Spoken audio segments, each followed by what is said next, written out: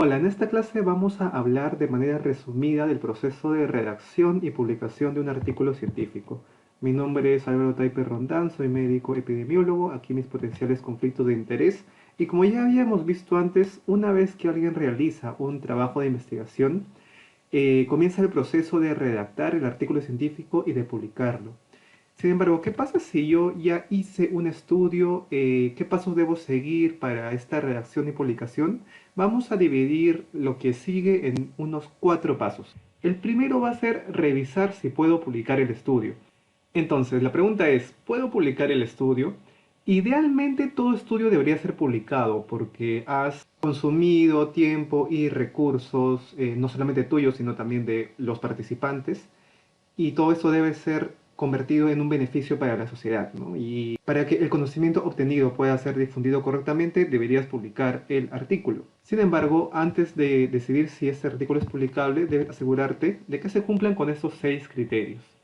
Uno, que no haya sido publicado previamente. Si ya lo has publicado previamente, ya sea como artículo científico o en otro formato, pues tienes que ver bien si es que la revista a la cual le estás enviando este artículo nuevo está de acuerdo con eso. Dos, que cuente con los permisos requeridos, ¿no? Por ejemplo, si yo he hecho un ensayo clínico en Perú, que tenga que ver con fármacos, por ejemplo, sé que necesito el permiso del Instituto Nacional de Salud para ello. Si es que lo he hecho sin el permiso del Instituto Nacional de Salud, es una falta normativa, una falta ética y no es un estudio publicable, ¿no? Igualmente, si lo haces en un hospital y el hospital tiene dentro de sus normativas que tiene que haber cierta aprobación previa, pues necesitas esta aprobación previa. El punto 3 es si se recolectó datos en seres humanos, el estudio tiene que haber sido aprobado por un comité de ética. Y el estudio tiene que haber sido aprobado por un comité de ética antes de su ejecución, ¿no?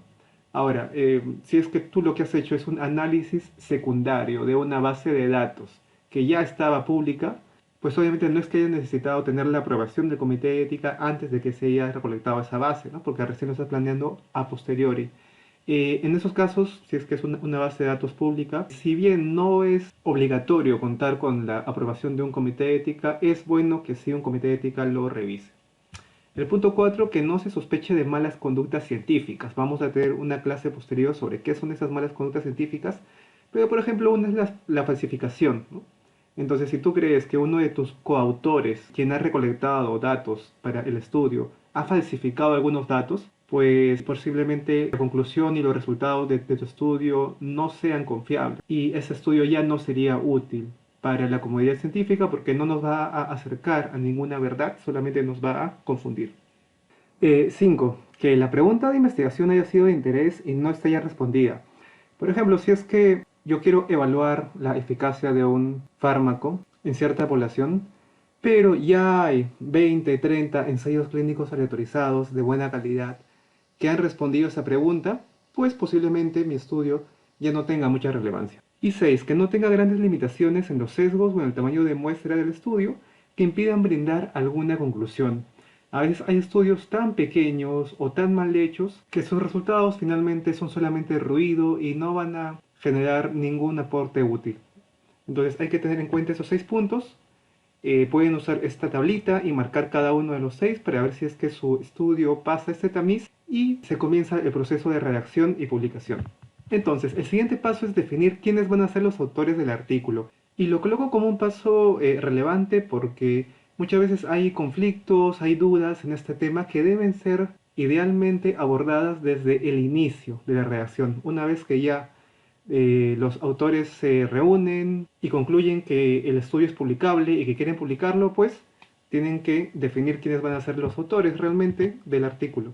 Y para eso, en estudios biomédicos nos guiamos de la ICMJE, que es el Comité Internacional de Editores de Revistas Médicas, ¿no? Que tiene unas recomendaciones sobre cómo escribir artículos científicos en las cuales menciona que cada autor debe cumplir con 4 criterios y tienes que cumplir con los 4, no con uno, con dos o con tres, sino con los 4, para poder ser autor del artículo.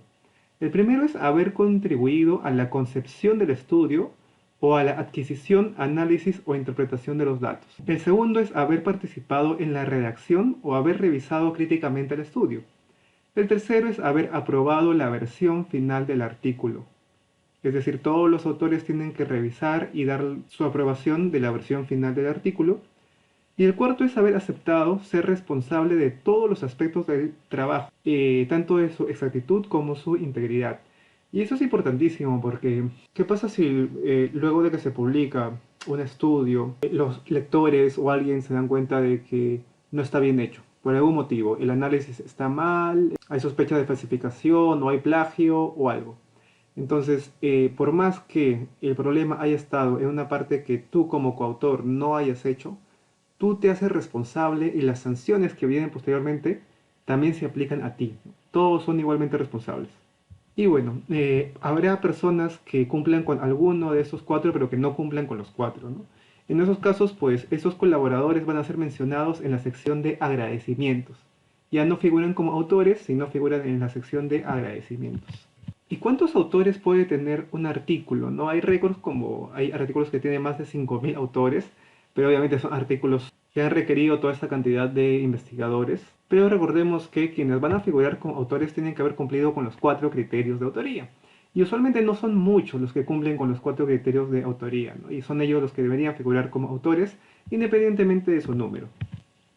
¿Cómo se define el orden de los autores? Es otra cuestión importante que debe ser acordada desde el inicio.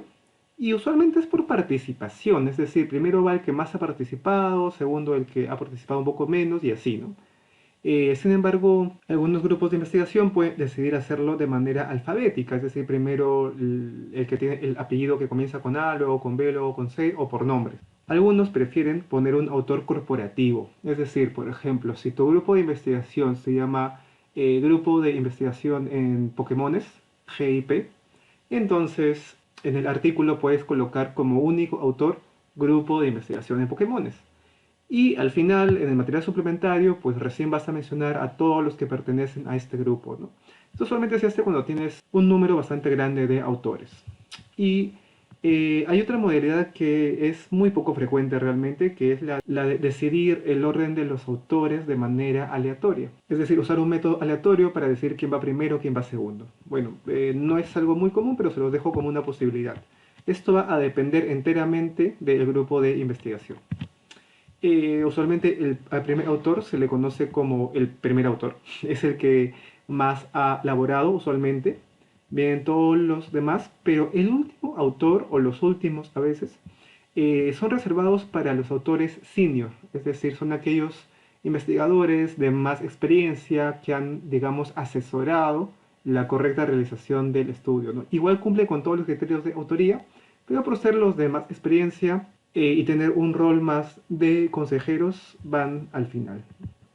Y bueno, muchas veces pasa esto de que alguno de los investigadores o de los que ha participado en el estudio no cumple con los 4 criterios de autoría de la ICMJE, pues habrá que decirle que lamentablemente no va a ser o no va a figurar como autor en el artículo.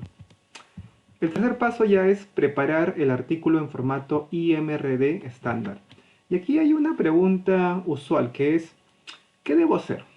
Primero, elegir una revista y redactar el artículo en el formato específico para esa revista.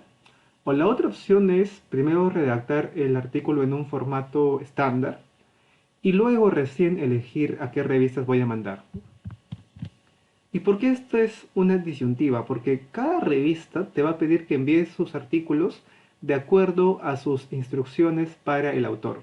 Cada revista tiene una serie de instrucciones, algunas más o menos específicas que otras. Sin embargo, estas instrucciones son relativamente similares, es decir, van a cambiar en algunos detalles, pero las estructuras básicas se van a mantener. Entonces, una recomendación personal mía es esta.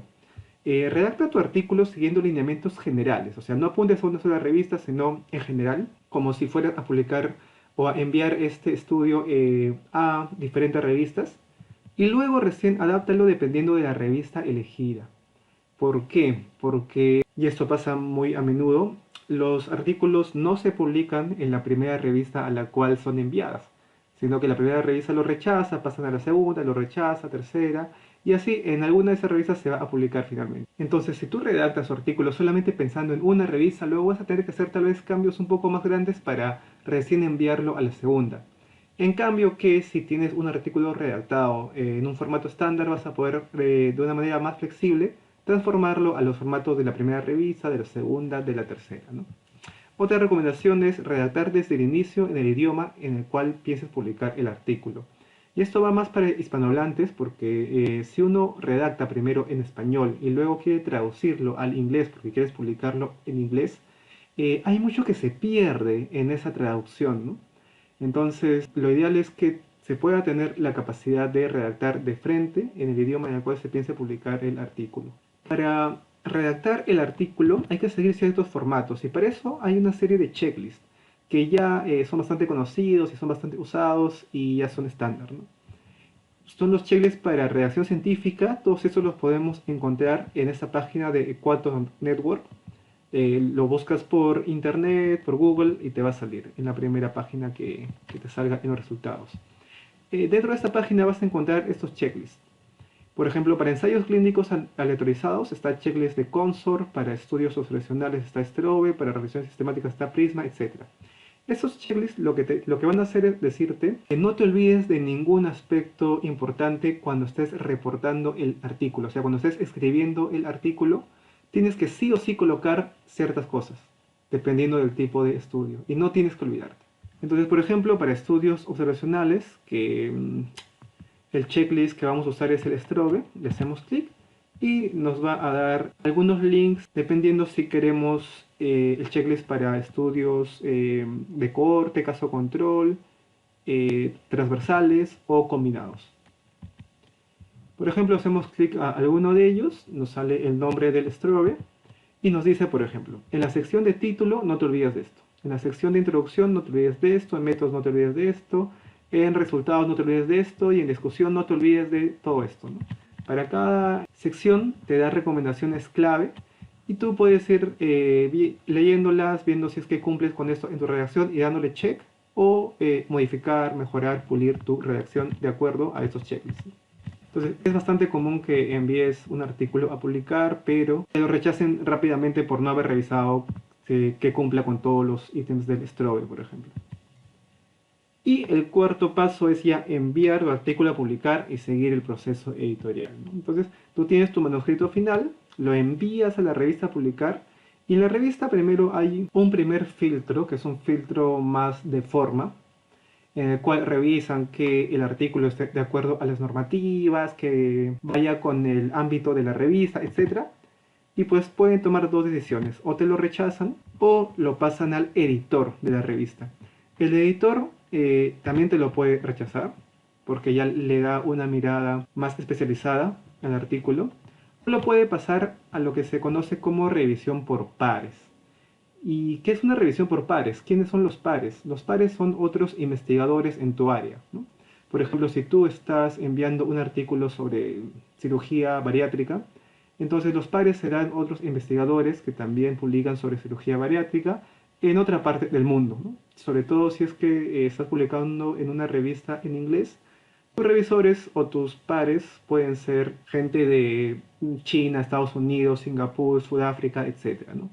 Entonces, estos pares que son contactados por el editor le van a responder al editor especificando cuáles son las fortalezas y las limitaciones de tu estudio y este editor puede, una vez más, debido a esas respuestas, rechazar el artículo o puede darte la oportunidad de que levantes, corrijas esas respuestas y tal vez pasárselo otra vez la nueva versión a los pares y finalmente poder aprobarte el artículo, ¿no? Entonces, el editor muchas veces cumple un rol un poquito más pasivo, aunque hay editores más activos, pero muchas veces el editor cumple un rol más pasivo y ven solamente cómo el autor y el revisor, que es el par, van interactuando para mejorar poco a poco el artículo.